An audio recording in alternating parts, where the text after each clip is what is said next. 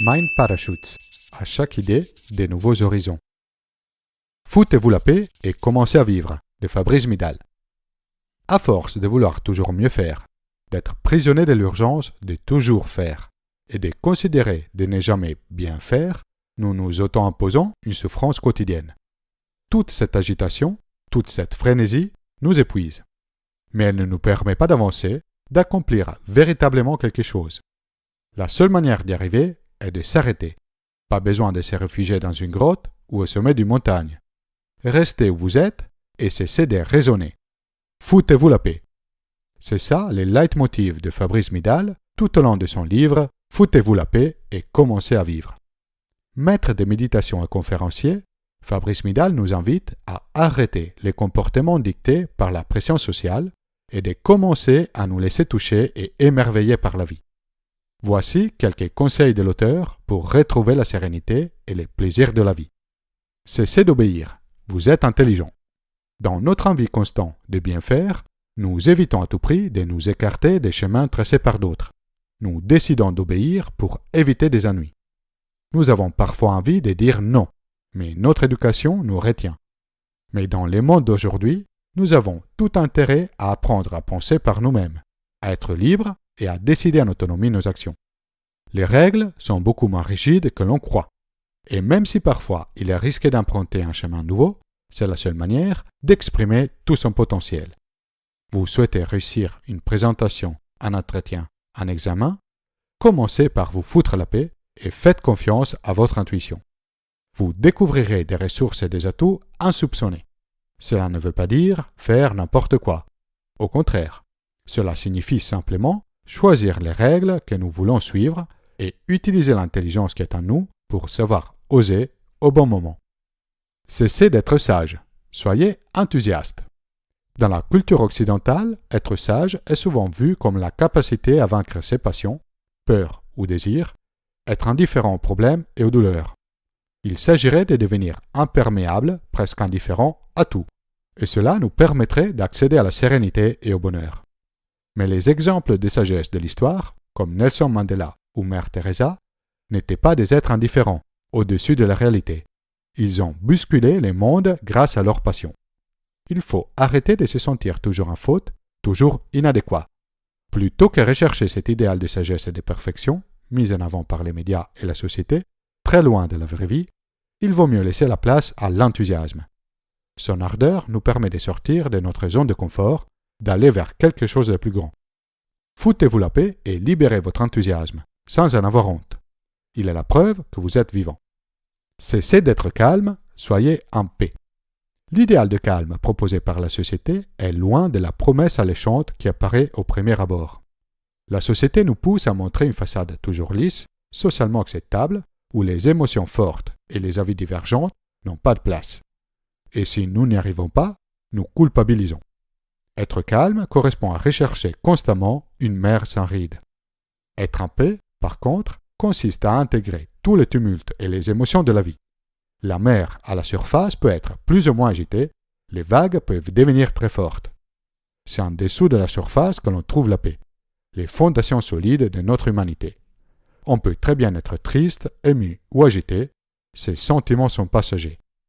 La paix sous-jacente nous permet d'écouter et de laisser de la place à ces sentiments. Tôt ou tard, ils vont disparaître. Et ils disparaîtront d'autant plus vite si nous leur prêtons attention, sans essayer de les fuir ou de les supprimer. Cessez d'être conscient, soyez présent. Influencés par la culture et la philosophie du monde occidental, nous avons fini par croire que notre conscience est limitée à notre esprit, qu'elle est indépendante du corps, des émotions.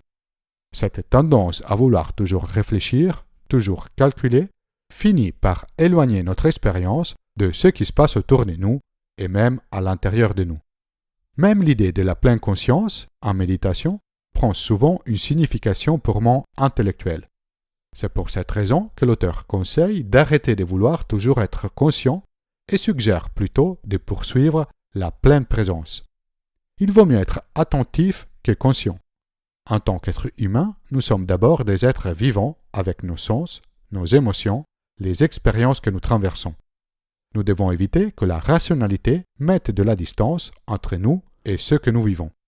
Être juste là, pleinement présent, écouter notre corps et nos émotions sans réfléchir, nous rapproche de la vie. Cessez de chercher à tout comprendre, découvrez le pouvoir de l'ignorance. Dans son histoire, l'homme a réalisé des vrais exploits techniques ou sportifs grâce au pouvoir de l'ignorance. D'après les lois de l'aérodynamique, le bourdon a un corps trop grand et des ailes trop petites pour pouvoir voler. Mais sans connaître ces lois, les bourdons volent. De la même manière, sans savoir qu'ils étaient impossibles, certains individus réussissent des défis extraordinaires. Nous restons très souvent prisonniers de notre cadre de pensée. Pour résoudre nos problèmes et nos difficultés, nous voulons à tout prix les comprendre, convaincus que la compréhension nous aidera à nous sentir mieux. Mais le monde est trop complexe et comprendre ne suffit pas pour changer. En laissant tomber le désir de tout comprendre, nous découvrons la force de l'intuition et de la créativité. Ce n'est pas un saut dans le vide, c'est notre inconscient qui s'exprime sans censure. Cessez de vous comparer, soyez vous-même. Se comparer fait partie de la nature de l'être humain. Notre système scolaire nous pousse encore plus à nous comparer à travers nos notes et nos résultats. Dans notre comparaison avec les autres, la société de la consommation et la publicité nous imposent d'ailleurs deux injonctions contradictoires. D'un côté, il faut être comme tout le monde, il ne faut pas sortir du lot. De l'autre, il faut être différent, revendiquer son unicité. Il ne faut pas s'étonner donc que se comparer aux autres soit une source constante de malaise. Être soi-même ne signifie rien d'autre que s'accorder les droits de s'écouter, de découvrir et laisser exprimer sa singularité, de satisfaire ses propres besoins. Se foutre la paix consiste à faire preuve d'amour de soi, de bienveillance envers soi. C'est normal d'avoir peur d'être rejeté, de se retrouver à l'écart. Mais faites confiance à votre humanité et à la vie. Vous découvrirez d'avoir des ressources solides en toute situation. Cessez d'avoir honte de vous, soyez vulnérables. Tout le monde vit des expériences dures, difficiles. Après avoir été frappé, blessé ou trahi, nous pouvons décider de nous endurcir afin de nous protéger. Cela veut dire isoler son cœur de l'extérieur en mettant des couches de béton. Le risque est de se retrouver isolé de la vie. Pour rester attaché à la vie, il vaut mieux décider de continuer à se faire toucher par ce qui se passe autour de nous, même quand cela nous fait souffrir. Pour rester sensible, vulnérable, sans se faire écraser, il faut apprendre à ne pas avoir honte de nous. Des super-héros comme Superman et Robocop, infaillibles et avec le cœur d'acier, n'existent pas. Et même s'ils existaient, ils seraient dépourvus de toute humanité. Les vrais héros de la littérature, comme Achille et Ulysse, sont submergés par leur fragilité. C'est d'ailleurs grâce à cette fragilité que nous les admirons. Pourquoi nous refusons pour nous ce que nous admirons dans les autres? Cessez de vouloir aimer, soyez bienveillants. Parfois, nous utilisons le mot amour sans aucune bienveillance. Par exemple, nous disons à nos enfants « je t'aime » suivi par la liste des conditions à remplir pour être à la hauteur de cet amour. Si tu m'aimes, finis tes devoirs ou sois sage. Ces conditions génèrent un énorme sens de culpabilité puisqu'elles sont impossibles à tenir sans faillir. Le vrai amour se manifeste sans être dit quand nous voulons l'autre tel qu'il est, quand nous acceptons de lâcher prise. Je peux faire une liste des raisons pour lesquelles je vous aime, mais cette liste ne dit rien d'essentiel.